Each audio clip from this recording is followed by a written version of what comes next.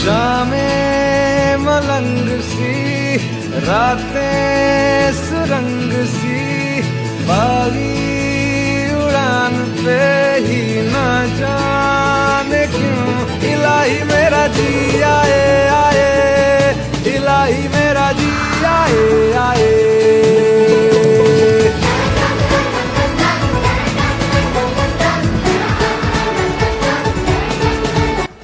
Hi guys, subscribe to my channel. Hello friends, welcome back to my channel live your life Nandu. അപ്പോൾ നമ്മൾ തൃശ്ശൂർ ട്രിപ്പിൻ്റെ second day ആണെന്ന്. First day ഞാൻ ഗുരുവായൂരായിരുന്നു. അപ്പോൾ അതിൻ്റെ വീഡിയോ ഞാൻ ഓൾറെഡി നമ്മുടെ ചാനലിൽ അപ്ലോഡ് ചെയ്തിട്ടുണ്ട്. കണ്ടില്ലാത്തതെന്ന് കണ്ടു നോക്കുക. അപ്പോൾ ഇപ്പോഴും നമ്മൾ ഗുരുവായൂർ തന്നെയാണ്. നമ്മൾ എങ്ങോട്ടാണ് ഇപ്പോൾ പൊയ്ക്കൊണ്ടിരിക്കുന്നത് വെച്ച് കഴിഞ്ഞാൽ നമ്മൾ സിയറപ്പിലോട്ടാണ് പോകുന്നത്.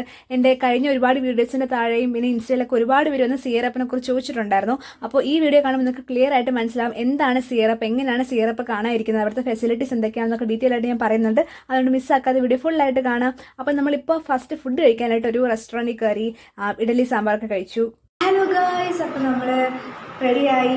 ഇനി ഫുഡ് കഴിച്ചു. ഇനി നമുക്ക് സിയറപ്പിലോട്ട് പോവാം. സിയറപ്പിലോട്ട് ഇപ്പോൾ ഞങ്ങൾ ഇവിടുന്ന് ബസ്സിലാണ് പോകുന്നത്. ഗുരുവായൂരിൽ നിന്ന് ആനയ്ക്കൽ എന്ന് പറഞ്ഞ ബസ് സ്റ്റോപ്പാണ് എൻ്റെ അടുത്തുള്ളത്. അപ്പോൾ അങ്ങോട്ടുള്ള ബസ് കിട്ടുമോ നോക്കണം. 8:25 ആകുമ്പോഴത്തേക്ക് ഉണ്ടെന്നാണ് പറയുന്നത്. നമുക്ക് എന്തായാലും പോയി നോക്കാം. ഇതാണ് എൻ്റെ ഇന്നത്തെ ഔട്ട്ഫിറ്റ്. യെസ്. അങ്ങനെ നമ്മൾ റൂമൊക്കെ വെക്കേറ്റ് ചെയ്തിട്ട് ഇറങ്ങി. സിയറപ്പിൻ്റെ ലൊക്കേഷൻ വരുന്നത് കുന്നംകുളമാണ് കേട്ടോ. കുന്നംകുളത്ത് ചീരംകുളം ദേവീക്ഷേത്രത്തിൻ്റെ അടുത്താണ് ലൊക്കേഷൻ വരുന്നത്. അപ്പോൾ നമ്മൾ അങ്ങോട്ടാണ് പൊയ്ക്കൊണ്ടിരിക്കുന്നത്. അപ്പോൾ നമ്മുടെ ഫെലിസിറ്റേഷൻ ഫംഗ്ഷൻ രാവിലെ 9:30 അപ്പോൾ നമ്മൾ നേരത്തെ തന്നെ അവിടെ നിന്ന് ഇറങ്ങി. പിന്നെ നമ്മുടെ ഹോട്ടൽ എന്ന് പറയുന്നത് നമ്മൾ സ്റ്റേ ചെയ്ത സ്ഥലം എന്ന് പറയുന്നത് ഗുരുവായൂർ അമ്പലത്തിൻ്റെ ബാക്ക് സൈഡായിരുന്നു. അപ്പോൾ നമ്മൾ ബസ് കാത്ത് നിൽക്കുന്നത് ഗുരുവായൂർ അമ്പലത്തിൻ്റെ ഫ്രണ്ട് സൈഡാണ്. അപ്പോൾ എന്തായാലും നമുക്ക് അമ്പലം ടച്ച് ചെയ്തേ പോകാൻ പറ്റത്തുള്ളൂ. അപ്പോൾ ഉത്സവം ആയതുകൊണ്ട് തന്നെ അമ്പലത്തിൽ രാവിലെ തന്നെ പരിപാടിയൊക്കെ നടക്കുന്നുണ്ടായിരുന്നു. അപ്പോൾ അതൊക്കെ കണ്ട് ഞങ്ങളിങ്ങനെ പോവാണ്.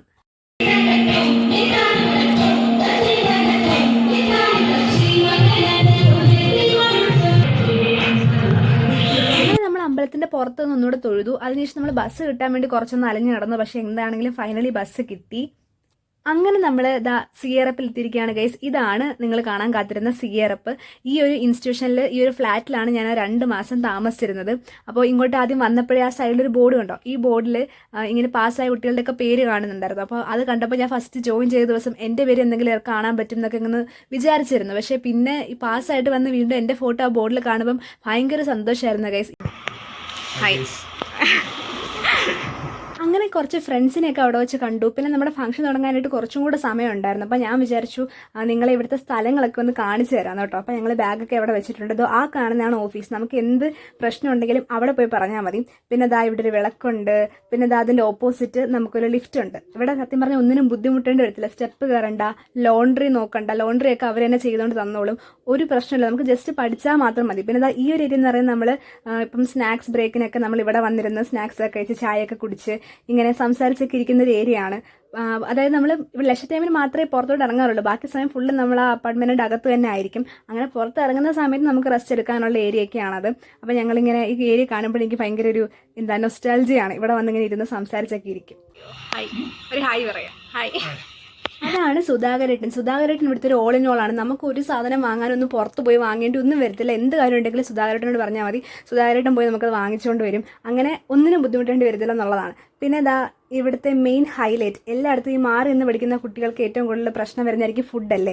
അപ്പോൾ ഇതാണ് ഇവിടുത്തെ കഫറ്റേരിയ. ഇവിടുത്തെ ഫുഡ് എന്ന് പറയുന്നത് എനിക്ക് നല്ല ക്വാളിറ്റിയും ടേസ്റ്റും തോന്നിയ ഫുഡായിരുന്നു ഗൈസ്. അപ്പോൾ ഇവിടുത്തെ ചടങ്ങുകൾ എങ്ങനെയാണെന്ന് വെച്ചാൽ നമ്മൾ പ്ലേറ്റ് എടുക്കുക, ഇവിടെ വന്നിക്കുക, ഇവിടെ നിന്നാണ് നമുക്ക് വിളമ്പി തരുന്നത്. അപ്പോൾ പ്ലേറ്റ്സ് ഒക്കെ അവിടെ നല്ലോണം ഓർഗനൈസ് ചെയ്ത് വെച്ചിട്ടുണ്ട്. അപ്പോൾ നമ്മൾ തന്നെ കഴുകി പ്ലേറ്റ് എടുക്കുക, പ്ലേറ്റ് ഇവിടെ കൊണ്ട് നമ്മൾ ബൊഫേ സിസ്റ്റം ഒക്കെ പോലെ ഇവിടെ വന്നിരുന്ന് ഫുഡ് വാങ്ങിക്കുക, കഴിക്കുക. ഇവിടെ വന്നിരുന്നാണ് കഴിക്കുന്നത്. അപ്പം ഇതാണ് നമ്മൾ ഇവിടെ ഇരുന്ന് കഴിക്കുന്ന ഒരു ടേബിൾ എന്ന് പറയുന്നത്. അവിടുത്തെ നമുക്ക് സ്പീക്കറൊക്കെ വെച്ചിട്ടുണ്ട്. സോ നമുക്ക് പാട്ടൊക്കെ കേട്ട് സമാധാനമായിട്ടിരുന്ന് കഴിക്കാം. ഈ ഒരു ഏരിയയിൽ നമുക്ക് ഫോൺ യൂസ് ചെയ്യാൻ പറ്റത്തില്ല. ആക്ച്വലി നമുക്ക് ഈ ഒരു സിയറപ്പിൽ ഒരു ദിവസം 1 മണിക്കൂറേ ഫോൺ യൂസ് ചെയ്യാൻ പറ്റത്തുള്ളൂ, 8 മണി തൊട്ട് 9 മണി വരെ. അപ്പോൾ ആ സമയത്താണ് നമ്മുടെ ഫോൺ. അപ്പോൾ ബാക്കി എല്ലാ സമയത്തും എന്താണെന്ന് വെച്ച് കഴിഞ്ഞാൽ നമ്മൾ ഈ പഠിക്കേണ്ടാത്ത സമയത്തൊക്കെ ബാക്കി എല്ലാവരുമായിട്ട് മിങ്കിൾ ചെയ്യണം. അതാണ് ഇവർ ഉദ്ദേശിക്കുന്നത്. അപ്പം നമ്മൾ ഫ്രണ്ട്ഷിപ്പ് ക്രിയേറ്റ് എടുക്കുക, അല്ലെങ്കിൽ നമ്മൾ ബാക്കിയുള്ള സമയത്തും എന്തെങ്കിലും പഠിത്തമായിട്ട് ബന്ധപ്പെട്ട കാര്യങ്ങളോ അല്ലെങ്കിൽ പേഴ്സണലായിട്ടുള്ള കാര്യങ്ങളൊക്കെ ഡിസ്കസ് ചെയ്യാനായിട്ട് ഉപയോഗിക്കുക, ആൾക്കാരായിട്ടൊരു ബോണ്ട് ക്രിയേറ്റ് എടുക്കുക എന്നുള്ളതാണ്. അപ്പോൾ ആ സമയത്ത് ഫോൺ നോക്കിക്കൊണ്ടിരിക്കാതെ എന്നാണ് ഇവർ ഉദ്ദേശിക്കുന്നത്. അങ്ങനെ ഫുഡ് കഴിച്ചിട്ട് വന്നതാണ് ഇവിടെ വന്നാണ് നമ്മൾ പ്ലേറ്റൊക്കെ കഴുകുന്നത്. ആൻഡ് നമ്മുടെ ഈ രാത്രിയത്തെ ഫോണിൻ്റെ സംഭവം പറഞ്ഞു കഴിഞ്ഞാൽ ആ ഒരു 8 മണി തൊട്ട് 9 മണിയുടെ ഗ്യാപ്പിൻ്റെ ഇടയ്ക്കാണ് ഈ ഡിന്നറും. അപ്പോൾ അതുകൊണ്ട് ആ ഡിന്നർ കഴിക്കുന്ന സമയത്ത് നമുക്ക് ഇവിടെ ഫോൺ യൂസ് ചെയ്യാൻ പറ്റത്തുമില്ല. അപ്പം നമ്മൾ ഇവിടെ ഇരുന്ന് ഫുഡ് കഴിച്ചിട്ട് വേണം പിന്നെ പോയി കോൾ ചെയ്യാനായിട്ട്. അതായത് നമ്മൾ ആഹാരം കഴിച്ചുകൊണ്ടിരിക്കുമ്പം ഫോൺ യൂസ് ചെയ്യരുത് എന്നുള്ളൊരു സ്ട്രിക്റ്റ് ആയിട്ടുള്ള റൂളാണ് ഇവിടെ ഉള്ളത്. അപ്പോൾ അതുകൊണ്ട് തന്നെ ഈ ഒരു ഏരിയയിലോട്ട് ഫോൺ കടത്തി വിടത്തതേ ഇല്ല. പക്ഷേ നമ്മളിവിടെ നമുക്ക് ഒരുപാട് സെലിബ്രേഷൻസ് ഒക്കെ ഉണ്ടായിരുന്നു, ക്രിസ്മസ് സെലിബ്രേഷനൊക്കെ ഉണ്ടായിരുന്നു. അപ്പോൾ ആ സമയത്തൊക്കെ നമുക്കിവിടെ നല്ല എൻജോയ്മെൻ്റ് ആയിരുന്നു. ഈ ഒരു ഏരിയയിൽ നമ്മൾ ക്രിസ്മസ് സെലിബ്രേഷനൊക്കെ ചെയ്തിരുന്നത്. പിന്നെ വേറെ ഇമ്പോർട്ടൻറ്റ് ഹൈലൈറ്റ് എന്ന് പറഞ്ഞു കഴിഞ്ഞാൽ ഇവിടെ എല്ലായിടത്തും ക്ലോക്ക് വെച്ചിട്ടുണ്ട് കേസ്. ക്ലോക്ക് വലിയൊരു ക്ലോക്ക് വെച്ചിട്ടുണ്ട്. നമുക്ക് അറിയാൻ പറ്റും നമ്മുടെ സമയം പോവാതെ നമ്മൾ എത്ര സമയം സ്പെൻഡ് ചെയ്യുന്നു നമുക്ക് അറിയാൻ പറ്റും. ആ ഒരു നമ്മുടെ ഒരു ലെഷർ ടൈമിൻ്റെ ഒരു സമയം കാണുമല്ലോ. അപ്പോൾ ആ സമയം എക്സീഡ് ചെയ്ത് പോയി കഴിഞ്ഞാൽ അപ്പം തന്നെ നമ്മൾ നോക്കിയിട്ട് സമയം പോയി പെട്ടെന്ന് തന്നെ പോകണം നമുക്ക് അറിയാൻ പറ്റും. അപ്പം അതും ഒരു പോയിന്റാണ്. സമയം വേസ്റ്റ് ആക്കാനും സമ്മതിക്കത്തതേ ഇല്ല ഗൈസ്. പിന്നെ സിയറപ്പിലോട്ട് നിങ്ങൾക്ക് എങ്ങനെ വരാൻ ചോദിച്ചു കഴിഞ്ഞാൽ ഇവിടെ ഒരു എൻട്രൻസ് ടെസ്റ്റ് ഉണ്ട് ഗൈസ്. നമ്മൾ ഇവിടുന്ന് കോൺടാക്ട് ചെയ്യുമ്പോഴത്തേക്കും ഒരു എൻട്രൻസ് ടെസ്റ്റിൻ്റെ ലിങ്ക് നമുക്ക് അയച്ചു തരും. നമ്മൾ ആ ടെസ്റ്റ് അറ്റൻഡ് ചെയ്ത് കഴിയുമ്പോൾ ഇത്ര % മാർക്ക് വേണം. അപ്പോൾ അങ്ങനെയാണെങ്കിൽ മാത്രമാണ് നമുക്ക് ഇതിലോട്ട് വരാൻ പറ്റുന്നത്. അപ്പം ആ ഒരു ടെസ്റ്റ് എന്ന് പറയുന്നത് നോളജ് ബേസ്ഡും പിന്നെ നമ്മുടെ ആറ്റിറ്റ്യൂഡ് ബേസ്ഡും ഒക്കെ ആയിട്ടായിരിക്കും ക്വസ്റ്റ്യൻ ചോദിക്കുന്നത്. നമുക്ക് ഈ ഒരു പഠിക്കാനുള്ള കഴിവുണ്ടെന്ന് അങ്ങനെ അത് മാത്രമല്ല നോക്കുന്നത്. നമുക്ക് CA പാസ്സാവണം എന്നുള്ളൊരു ആറ്റിറ്റ്യൂഡ് ഉണ്ടോ എന്നും അവർ നോക്കും. അപ്പോൾ അത് നോക്കിയിട്ടാണ് നമ്മൾ ഇതിനകത്തുള്ളവർ കൊണ്ടുവരുന്നത്. അപ്പോൾ ഇനി ഓരോ സ്ഥലങ്ങൾ കാണുമ്പോൾ ഞാൻ അതിനെക്കുറിച്ച് ഡീറ്റെയിൽ ആയിട്ട് പറയാം ഗൈസ്. അപ്പോൾ ഇപ്പോൾ ഓരോ ആൾക്കാർ വന്നു തുടങ്ങിയിട്ടുണ്ട്. അപ്പോൾ അവരെ ഒന്ന് പോയി കണ്ടിട്ട് വരട്ടെ. അപ്പോൾ ഇതാണ് നമ്മൾ മുകളിലോട്ട് പോകുന്ന സ്റ്റെപ്പ് കേട്ടോ. ഞാൻ അങ്ങോട്ട് പോയില്ല, കാരണം അവിടെ ഇപ്പോഴും കുട്ടികൾ സ്റ്റേ ചെയ്യുന്നുണ്ട്. അപ്പോൾ അവർക്കൊരു ഡിസ്റ്റർബൻസ് ആവണ്ടെന്ന് വിചാരിച്ചിട്ടാണ്. അപ്പോൾ നമുക്കൊരു വെൽക്കം ഡ്രിങ്ക് പോലെ നാരങ്ങ വെള്ളമൊക്കെ ഉണ്ടായിരുന്നു. അപ്പോൾ അതൊക്കെ കുടിച്ചു. അപ്പോൾ റൂമിലോട്ട് പോകാത്തതുകൊണ്ട് തന്നെ ഞാൻ റൂമിനെ കുറിച്ച് പറയാം ഗൈസ്. അപ്പാർട്ട്മെന്റ്സ് എന്ന് പറയുമ്പോഴത്തേക്ക് നമുക്ക് 3 ബെഡ്റൂമും ഉണ്ട്, 2 ബെഡ്റൂമും ഉണ്ട്. അപ്പോൾ അതിനകത്ത് ഒരു ബെഡ്റൂമിൽ മാക്സിമം 3 പേരെ അലോക്കേറ്റ് ചെയ്യത്തുള്ളൂ. പിന്നെ അതുപോലെ തന്നെ ഓരോ ബെഡ്റൂമിലും സെപ്പറേറ്റ് ആയിട്ടുള്ള ബാത്റൂംസ് ഉണ്ട്. പിന്നെ നമുക്ക് AC ഉണ്ട്. AC ഹോളിലാണുള്ളത്, ബെഡ്റൂമിൻ്റെ അകത്തില്ല, പക്ഷേ ഹോളിൽ AC ഉണ്ട്. പിന്നെ നമുക്കിവിടെ 5:30 തന്നെ അലാം ഉണ്ട് ഗൈസ്. അപ്പോൾ അതുകൊണ്ട് തന്നെ അലാമിൻ്റെ സ്പീക്കറും ഒരു ലാൻഡ് ഫോണും എല്ലാ റൂമിലും ഉണ്ട്. ഈ ലാൻഡ് ഫോൺ ത്രൂ ആണ് നമ്മൾ ഓഫീസിലോട്ടും അവരിങ്ങോട്ടൊക്കെ നമ്മളെ കോൺടാക്ട് ഒക്കെ ചെയ്യുന്നത്. പിന്നെ സേഫ്റ്റിയെ കുറിച്ച് ഒരുപാട് പേര് ചോദിച്ചിട്ടുണ്ടായിരുന്നു. ഇവിടെ ബോയ്സ് ഒരു ഫ്ലോറിലും ഗേൾസ് വേറെ ഫ്ലോറിലാണ് ഗൈസ്. പ്ലസ് എല്ലായിടത്തും നമുക്ക് CCTV ഉണ്ട്. അതുപോലെ തന്നെ നമ്മൾ അപ്പാർട്ട്മെന്റിലാണെങ്കിലും കിടക്കുന്ന റൂമിനകത്ത് CCTV ഇല്ല, പക്ഷേ ഹോളിൽ പഠിക്കുന്ന ഹോളിൽ CCTV ഉണ്ട്. പിന്നെ അതുപോലെ ഇതാണ് നമ്മുടെ കോൺഫറൻസ് ഹോൾ. ഇവിടെ വെച്ചാണ് നമ്മൾ എല്ലാ മീറ്റിംഗ്സും എല്ലാ പ്രോഗ്രാംസും പ്ലസ് എക്സാംസും ഒക്കെ നടക്കുന്നത് ഇവിടെ വെച്ചിട്ടാണ്. അപ്പോൾ ഇനി നമ്മൾ പ്രോഗ്രാം കഴിഞ്ഞിട്ട് കാണാം ഗൈസ്. അപ്പോൾ ഞാൻ പിന്നെയും ഡീറ്റെയിൽ ആയിട്ട് ബാക്കി കാര്യങ്ങളൊക്കെ പറയാം. ഇതാണ് നമ്മുടെ ഫാക്കൽറ്റീസ്. ആദ്യം പോകുന്നതാണ് സുധീഷ് സാറ്, രണ്ടാമത്തത് ഷാജു സാറ്, മൂന്നാമത് പോകുന്നതാണ് റെൽ സാറ്. അപ്പം ഈ സുധീഷ് സാറും റെൽ സാറും ആണ് ഇവിടെ പഠിപ്പിക്കുന്ന ഫാക്കൽറ്റീസ്. പിന്നെ ഷാജു സാറ് നമ്മുടെ ഇവിടുത്തെ ഒരു മോട്ടിവേഷൻ്റെ ആളാണ് ഗൈസ്. നമുക്ക് എപ്പോഴെങ്കിലും ഒരു മെൻ്റലി നമ്മൾ ഡൗൺ ആയി പോയി കഴിഞ്ഞാൽ സാറാണ് നമ്മളെ ഫുള്ളായിട്ട് മോട്ടിവേറ്റ് ഒക്കെ ചെയ്യുന്നത്.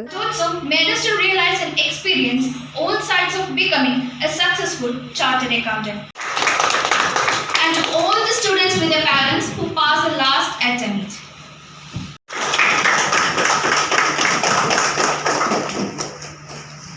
വിജയം കൈവരിച്ച എല്ലാവർക്കും കൺഗ്രാജുലേഷൻ. ഇനി വിജയം കൈവരിക്കാൻ വേണ്ടിയിരിക്കുന്ന എല്ലാവർക്കും ഓൾ ദ ബെസ്റ്റ് പറയുന്നു.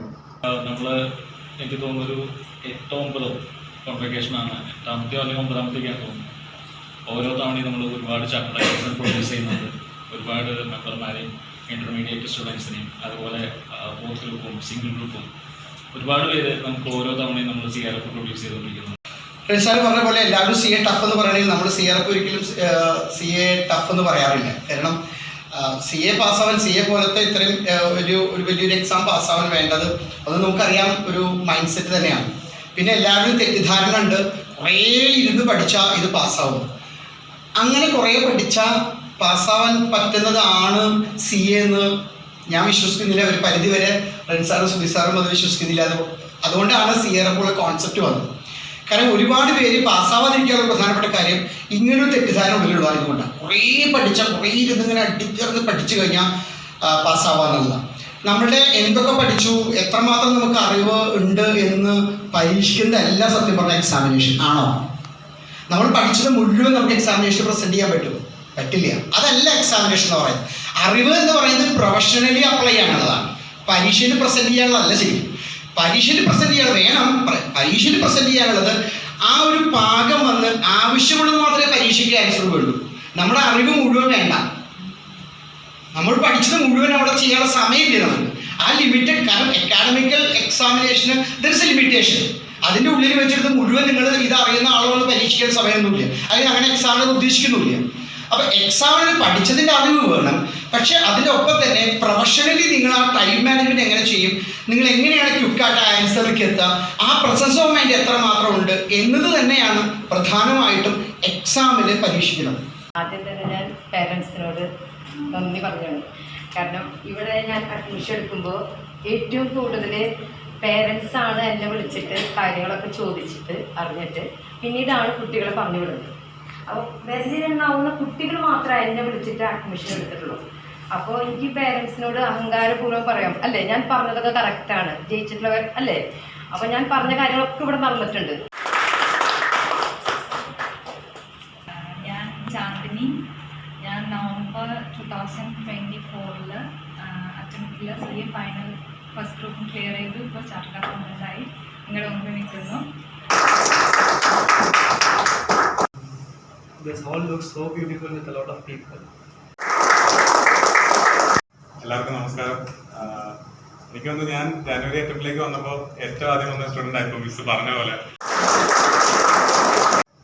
ഞാൻ മെയ് 18 ഇന്റർമീഡിയറ്റ് ചെയ്ത് തുടങ്ങിയതാണ്. എന്നിട്ട് ജൂലൈ 21 ഞാൻ ഫസ്റ്റ് ഗ്രൂപ്പ് പാസ്സായി അഡ്മിഷനിലേക്ക് കയറി. എൻ്റെ കഥ തുടങ്ങുന്നത് ഒരു മെയ് 2023 അന്ന് എക്സാംസിന്റെ റിസൾട്ട്സ് വന്ന് ഞാൻ ആകെ തോറ്റിരിക്കുക. Now I invite Sarah and Elsa to give a minute to Nandana Premi.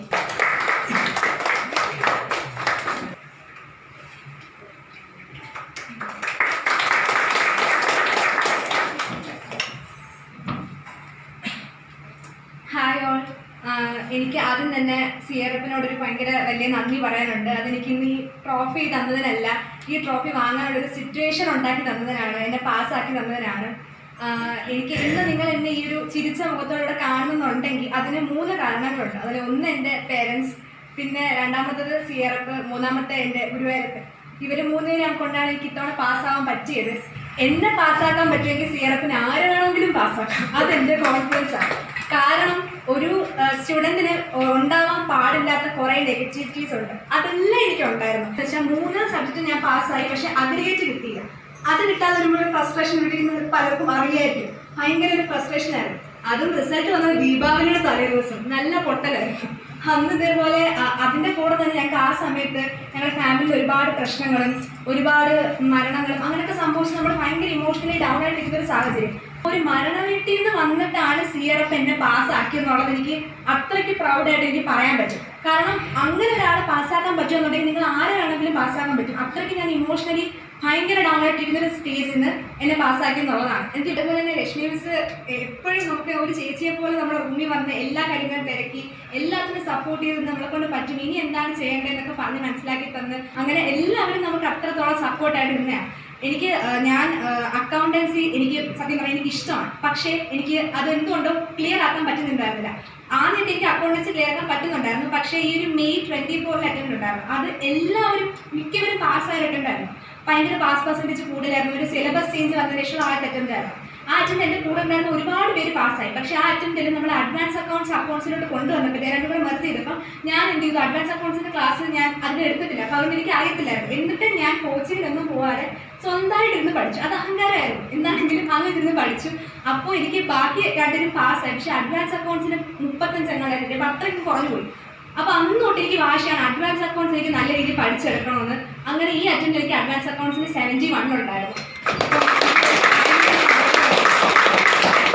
ഞാൻ ഓരോ വട്ടം എൻ്റെ ഉള്ളിലെ കോൺഫിഡൻസ് പോയപ്പോഴും നിന്നെ കൊണ്ട് പറ്റും, എത്ര ഇതായാലും കുഴപ്പമില്ല, എത്ര പൈസ ചിലവായാലും കുഴപ്പമില്ല, എത്ര സമയം എടുത്താലും കുഴപ്പമില്ല, പറ്റും എന്ന് പറഞ്ഞതിൻ്റെ കൂടെ നിന്നിട്ട് പേരൻസ് ആണ്. CRF എന്ന് പറഞ്ഞൊരു പ്ലാറ്റ്ഫോം നിങ്ങൾക്ക് എല്ലാവർക്കും ഭയങ്കര ബ്യൂട്ടിഫുൾ ആയിട്ടൊരു പ്ലാറ്റ്ഫോമാണ്. നിങ്ങൾ ഒരിക്കലും ഇത് മിസ് ചെയ്യരുത്, അതായത് യൂട്ടിലൈസ് ചെയ്യാതിരിക്കരുത്. പ്ലസ് ഇതിൻ്റെ എക്സാം പ്രാക്ടീസ് നിങ്ങൾ ഒരിക്കലും സ്കിപ്പ് ചെയ്യരുത്. ഇവിടുത്തെ എക്സാം പ്രാക്ടീസ് ആണ് ഞാൻ പാസ്സാവാനുള്ള കാരണം. എനിക്ക് എക്സാം പ്രാക്ടീസിൻ്റെ കുറവായിരുന്നു തുടക്കുന്നത്. എനിക്ക് അറിയാതെ ഞാൻ എൻ്റെ ഫ്രണ്ട്സിനോടും പറയും എക്സാം പ്രാക്ടീസിൻ്റെ കുറവാണ് എനിക്കെന്ന്. എക്സാം പ്രാക്ടീസ് തുടങ്ങുന്നതിന് മുമ്പ് എല്ലാ പോർഷൻസും RTP MTP ഒന്നും റിവൈസ് ചെയ്യാൻ പറ്റില്ലെങ്കിൽ അറ്റ്ലീസ്റ്റ് ഇല്ലസ്ട്രേഷൻസ് ബാക്കിയുള്ള കാര്യങ്ങളൊക്കെ എനിക്ക് തീർക്കണം അത്രയ്ക്ക് ആഗ്രഹമായിരുന്നു. അങ്ങനെ ഞാനിത് പഠിച്ചു തീർക്കുന്നതാണ് ഞാൻ ഓരോ ടെസ്റ്റ് സീരീസ് ഇവിടുത്തെ അറ്റൻഡ് ചെയ്തുകൊണ്ടിരുന്നത്.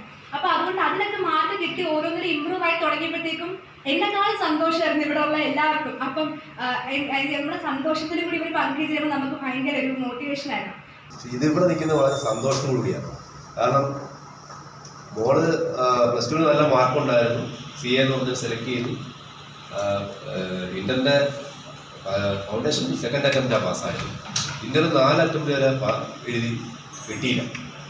അങ്ങനെ വരുമ്പോഴാണ് CRF എന്ന് പറയുന്ന എൻ്റെ വൈഫ് തന്നെയാണ് ബേസിക്കലി കണ്ട് CRFൽ ഇങ്ങനെ സംഭവം ഉണ്ടെന്ന് അറിഞ്ഞു.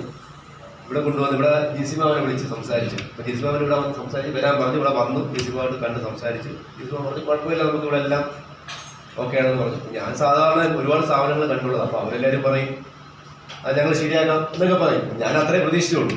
പക്ഷെ ഇവിടെ മോള് ജോയിൻ ചെയ്ത് ഇവിടുത്തെ സിസ്റ്റം കണ്ടപ്പോഴാണ് മനസ്സിലായത് അവർ പറയുന്നത് 100% ശരിയാണ്. കാരണം പറയുന്നത് ഇവിടുത്തെ ആ ഒരു അറ്റ്മോസ്ഫിയർ നമ്മളെ വീട്ടിൽ നിന്ന് എന്താ പറയുക, ഇവരൊക്കെ ഒരു പക്ഷേ മോള് ജയിച്ചപ്പോൾ എനിക്ക് ഭയങ്കര സന്തോഷമായി. എനിക്ക് തോന്നുന്നു അതിനേക്കാൾ സന്തോഷം ഇവിടുത്തെ അധ്യാപകർക്കാണ്. കാരണം നിങ്ങൾ ഓരോരുത്തരും ജയിക്കുമ്പോൾ ശരിക്കും ജയിക്കുന്നത് അധ്യാപകരാണ്. ഏറ്റവും വലിയ കടമയെന്ന് പറയുന്നത് പരീക്ഷയാണ്. നീ എങ്ങനെ പഠിച്ചാലും പരീക്ഷ എഴുതി പാസ്സായാലേ ജയിക്കൂ. അപ്പോൾ അത് എങ്ങനെ എഴുതണം, എങ്ങനെ എഴുതിയാൽ പാസ്സാകും എന്ന് അറിയാത്തതാണ് ഏറ്റവും വലിയ പ്രശ്നം. CA എങ്ങനെ അച്ചീവ് ചെയ്യാൻ പറ്റും, ആ ഒരു ടെക്നിക്ക് സത്യം പറഞ്ഞാൽ അത് CRF കണ്ടുപിടിച്ചതാണ്. അത് കണ്ടുപിടിച്ചെന്ന് പറഞ്ഞാൽ അതിനെ നമ്മൾ അപ്രീഷിയേറ്റ് ചെയ്തേ പറ്റും. കാരണം അത് എങ്ങനെ എഴുതിയാൽ പാസ്സാകും അതാണ് ഇവിടെ പലർക്കും അറിയാൻ പറ്റാത്തത്. കാര്യം ഒരുപാട് പ്രാവശ്യം മോൾ എഴുതി. ഒരു +2 ഇവിടെ ചാന്ദിനി മാഡത്തിൻ്റെ അച്ഛൻ പറഞ്ഞതുപോലെ അതേ കാര്യം തന്നെ എനിക്ക് പറയാനുള്ളത്. +2 നല്ല മാർക്ക് മേടിച്ച് പാസ്സായതാണ്. അപ്പം നമ്മൾ സ്വാഭാവികമായിട്ടും കൊമേഴ്സിൽ CA ആണ് ഏറ്റവും ടോപ്പിൽ നിൽക്കുന്നത്. അച്ഛനെന്ന നിലയിൽ പെൺമക്കൾ ഏറ്റവും നല്ല രീതിയിൽ വരണമെന്നല്ലേ ആഗ്രഹിക്കുന്നത്. ഞാനും അത്രേ ആഗ്രഹിച്ചുള്ളൂ. പക്ഷേ ഓരോ പരാജയങ്ങളും വാങ്ങിയപ്പോഴത്തേക്കും ഞാൻ മനസ്സിൽ വിചാരിച്ചു നമുക്ക് അർഹതപ്പെട്ടാണോ CA എന്ന് പറയുന്നത്. കാരണം 4 പ്രാവശ്യവും ഫെയിലായി, 5ാമത്തെ പ്രാവശ്യമാണ് അറ്റൻഡ് ചെയ്യുന്നത്. ശരിക്കും പറഞ്ഞാൽ ഇതുകൂടെ ഫെയിലായെങ്കിൽ ഇതിൽ നിന്ന് വിട്ടുപോകേണ്ട ഒരു അവസ്ഥയിലേക്ക് വന്നു. കാരണം അത്രയേറെ ആദ്യമൊക്കെ മോള് ഫെയിലാകുമ്പോൾ ഞാൻ തന്നെ മോട്ടിവേറ്റ് ചെയ്യും, കുഴപ്പമില്ല എഴുത്, നമുക്ക് ധൈര്യമായിട്ട് എഴുതും, ഉള്ള സപ്പോർട്ടുകളെല്ലാം കൊടുക്കും. പക്ഷെ ഇപ്രാവശ്യം നമ്മളിവിടെ വീണു. ഇവിടുത്തെ എല്ലാ സ്റ്റാഫുകളും ഭയങ്കര സപ്പോർട്ടാണ്. ജിൻസിമാമാണ് ഇതിൻ്റെ പ്രധാനപ്പെട്ട ആൾ. എല്ലാ ജിൻസിമാവനെയാണ് കാര്യമായിട്ട് പറഞ്ഞത്. ശരിയാണ് കേട്ടോ. ഇവിടുത്തെ നമുക്ക് എന്ത് കാര്യത്തിലും വിളിച്ച് സംസാരിക്കാനായാലും എല്ലാം ജിൻസിമാമാണ് വളരെ എന്താ പറയുക ഭയങ്കര സപ്പോർട്ടീവാണ്. അധ്യാപകരും സാറിൻ്റെ കാര്യം എപ്പോഴും പറയും. ഞാൻ നേരിട്ട് ആരോട് സംസാരിച്ചിട്ടില്ല, പക്ഷെ എല്ലാ അധ്യാപകരുടെയും കാര്യം മോള് പറയാറുണ്ട്. അവരെങ്ങനെയാണ് അത് ഡീൽ ചെയ്യുന്നത്. ഒരു പക്ഷേ അവരുടെ അച്ഛനാണ്, പക്ഷെ അതേ ഒരു സ്ഥാനത്ത് നിന്നാണ് നിങ്ങൾ എല്ലാവരും ആ എഫേർട്ട് കൊടുക്കുന്നത്. അത് ശരിക്കും പറഞ്ഞാൽ അത് ഭയങ്കര ഒരു പോസിറ്റീവാണ് കേട്ടോ. ഇവിടെ നിന്ന് ഓരോ വിദ്യാർത്ഥികളും നിങ്ങൾ ഇരിക്കാതെ നിങ്ങളെല്ലാവരും രക്ഷപ്പെടും. കാരണം ഇവിടെ വന്നതുകൊണ്ട് ഈ ഒരു സിസ്റ്റം സാറ് അത് നമുക്ക് പറയാതിരിക്കാൻ പറ്റത്തില്ല. സാറ് നടത്തുന്ന ഈ ഒരു സംവിധാനം ഏറ്റവും ബെസ്റ്റാണ്. അതുകൊണ്ട് ഒരു കാരണവശാലും എത്ര പരാജയപ്പെട്ടാലും വിട്ടിട്ട് പോകരുത്. നമ്മൾ നേടിയെടുക്കണം. അത് മോള് മാത്രമല്ല നിങ്ങളെല്ലാവരും നേടിയെടുക്കണം. അതിനുള്ള എല്ലാ സപ്പോർട്ടും ഒരു CRF-കാർ തരും. തീർച്ചയായിട്ടും എൻ്റെ എല്ലാ അഭിനന്ദനങ്ങളും CRF-നും. ഹലോ സർ, എനിക്ക് ഇവിടെ സാറന്മാരെക്കാളും കൂടുതൽ പരിചയം ജിൻസി മാമിനോടാണ്. Sir, Saju sir, Sudheesh sir, Jincy madam, മറ്റ് മാഡം, മറ്റ് സ്റ്റാഫുകളുടെ. അങ്ങനെ നമ്മുടെ ഫംഗ്ഷനൊക്കെ കഴിഞ്ഞു, സ്പീച്ച് കഴിഞ്ഞു, ട്രോഫിയൊക്കെ വാങ്ങിച്ചു. എന്നിട്ട് നമ്മൾ ഫുഡ് കഴിക്കാനായിട്ട് ഇവിടെ നിൽക്കുകയാണ്. ഞാൻ നേരത്തെ പറഞ്ഞാൽ ഇവിടെ നിന്നാണ് നമുക്ക് ഫുഡ് വിളമ്പി തരുന്നത്. അപ്പോൾ ഇന്നത്തെ ഫുഡ് ഫ്രൈഡ് റൈസും ചിക്കൻ കറിയൊക്കെ ആയിരുന്നു. ഇവിടുത്തെ ഫുഡ് മെനുവിൻ്റെ കാര്യം പറയുകയാണെന്നുണ്ടെങ്കിൽ നല്ല മെനു ആണ് ഗൈസ്. കാരണം നമുക്ക് ആഴ്ചയിൽ 2 ദിവസം ചിക്കൻ കറി ഉണ്ട്. 2 ദിവസം ചിക്കൻ കറി എന്ന് വെച്ചാൽ ഉച്ചയ്ക്കും രാത്രിയും ചിക്കൻ കറി ഉണ്ട്. അതുപോലെ തന്നെ ആഴ്ചയിൽ ഒരു ദിവസം നമുക്ക് ഫിഷ് ഫ്രൈ ഉണ്ട്, ഒരു ദിവസം ഓംലെറ്റ് ഉണ്ട്. പിന്നെ അതേപോലെ തന്നെ ബാക്കി ഫ്രൈഡേ മാത്രമേ ഉള്ളൂ നമുക്ക് വെജിറ്റേറിയൻ ഫുഡ് ഉള്ളത്. അത് ഉച്ചയ്ക്ക് മാത്രമേ ഉള്ളൂ. ബാക്കി എല്ലാ ദിവസവും മീൻകറിയെങ്കിലും കാണും ഗൈസ്. അപ്പോൾ എനിക്ക് മീനില്ലാതെ പറ്റത്തില്ല എന്നുള്ളത് നമ്മുടെ ചാനൽ കാണുന്ന എല്ലാവർക്കും അറിയായിരിക്കുമല്ലോ. അപ്പോൾ അതുകൊണ്ട് എനിക്കിവിടെ ഫുഡിൻ്റെ ബേസിൽ എനിക്ക് ഒരു ബുദ്ധിമുട്ടുണ്ടായിട്ടില്ല. പിന്നെയാണെങ്കിൽ ഇവിടെ ചില ദിവസങ്ങളിൽ ഇപ്പം മസാല ദോശയോ അല്ലെങ്കിൽ ഓംലെറ്റ് ഒക്കെ വെക്കുന്ന ദിവസം ലൈവായിട്ടായിരിക്കും ഫുഡ് ഉണ്ടാക്കുന്നത്. ഇവിടെ വെച്ച് തന്നെയായിരിക്കും ഫുഡ് ഉണ്ടാക്കുന്നത്. അപ്പോൾ അതുകൊണ്ട് ഫുഡ് അടിപൊളിയാണ് ഗൈസ്. അപ്പം നമുക്ക് ഫുഡ് കഴിച്ചിട്ട് വരാം. ഹായ് ഗൈസ്, അപ്പോൾ സബ്സ്ക്രൈബ് ടു മൈ ചാനൽ. അവൻ്റെ ചാനൽ, എൻ്റെ ചാനൽ, യൂട്യൂബ് ചാനലിൽ. അങ്ങനെ നമ്മൾ പോകാനുള്ള സമയമായി ഗൈസ്. അപ്പോൾ നിങ്ങൾക്ക് ഇനിയും എന്തെങ്കിലും ഡൗട്ട്സുകൾ CRF-നെ കുറിച്ച് ഉണ്ടെന്നുണ്ടെങ്കിൽ നിങ്ങൾ ഈ വീഡിയോയുടെ താഴെ കമൻറ്റ് ഇട്ടാൽ മതി ഗൈസ്. അപ്പോൾ ഞാൻ അതിനെക്കുറിച്ച് പ്രത്യേകം ഒരു വീഡിയോ ചെയ്യുന്നതായിരിക്കും. അപ്പോൾ നമ്മൾ പോവുകയാണ്. അപ്പോൾ പ്രത്യേകം നമ്മളെ ഡ്രോപ്പ് ചെയ്യാമെന്ന് പറയും. നമ്മൾ അവിടുന്ന് ട്രെയിൻ എടുത്തിട്ടാണ് പോകുന്നത്. അപ്പോൾ ട്രെയിനിൽ പോകുന്ന വരുന്ന കാര്യങ്ങളൊന്നും കാണിക്കേണ്ട ആവശ്യമില്ല. കാരണം കുറേ നാളത്തെ വ്ളോഗിൽ വന്ന് അതല്ലേ കാണിച്ചുകൊണ്ടിരിക്കുന്നത്. അപ്പോൾ നമുക്കിനി അവിടെ ചെന്നിട്ട് കാണാം ഗൈസ്. റൂബി, എവിടെ പോയാലും നമ്മളെ രാവിലെ തൊട്ട് കാത്തിരിക്കുന്ന റൂബിയെ ഇങ്ങനെ തിരിച്ചു വന്നിട്ട് റൂബി എന്ന് വിളിക്കുമ്പോൾ അവളിങ്ങനെ ഓടി വന്ന സ്നേഹം പ്രകടിപ്പിക്കുന്ന കാണുമ്പോൾ തന്നെ ഭയങ്കര സന്തോഷമാണ് ഗൈസ്. അപ്പോൾ അതില്ലാതെ എങ്ങനെയാണ് ഈ വീഡിയോ എൻഡ് ചെയ്യാൻ പറ്റുന്നത്? അപ്പോൾ അതായിരുന്നു എന്ത് വീഡിയോ ഇഷ്ടപ്പെട്ടെന്നുണ്ടെങ്കിൽ എല്ലാവരും വീഡിയോ ലൈക്ക് ചെയ്യുക. പിന്നെ വീഡിയോ ഹെൽപ്ഫുൾ ആവുമെന്ന് തോന്നുന്നു നിങ്ങളുടെ ഫ്രണ്ട്സിനും ഫാമിലിക്കും ഒക്കെ വീഡിയോ ഷെയറും കൂടെ ചെയ്ത് കൊടുത്തേക്കുക. പിന്നെ നിങ്ങളുടെ എല്ലാ ഒപ്പീനിയൻസും ഈ വീഡിയോയുടെ താഴെ കമൻറ്റും കൂടെ ചെയ്തേക്കുക. പിന്നെ അതുപോലെ തന്നെ എൻ്റെ ചാനൽ ഇഷ്ടപ്പെടുകയാണെന്നുണ്ടെങ്കിൽ എൻ്റെ ചാനൽ സബ്സ്ക്രൈബ് ചെയ്ത് നിങ്ങളെ സപ്പോർട്ട് ചെയ്യുക. സബ്സ്ക്രൈബ് ചെയ്യുമ്പോൾ സൈഡിൽ ബെല്ലൈക്കൺ വരും. ആ ബെല്ലൈക്കൺ ക്ലിക്ക് ചെയ്ത് ഓൾ എന്നുള്ള ഓപ്ഷൻ എനേബിൾ ചെയ്യുക. അപ്പോൾ നമുക്ക് ഉടനെ തന്നെ അടുത്തൊരു വീഡിയോയിൽ കാണാം. അതുവരെയൊക്കെ എല്ലാവർക്കും ടാറ്റ, ബൈ ബൈ.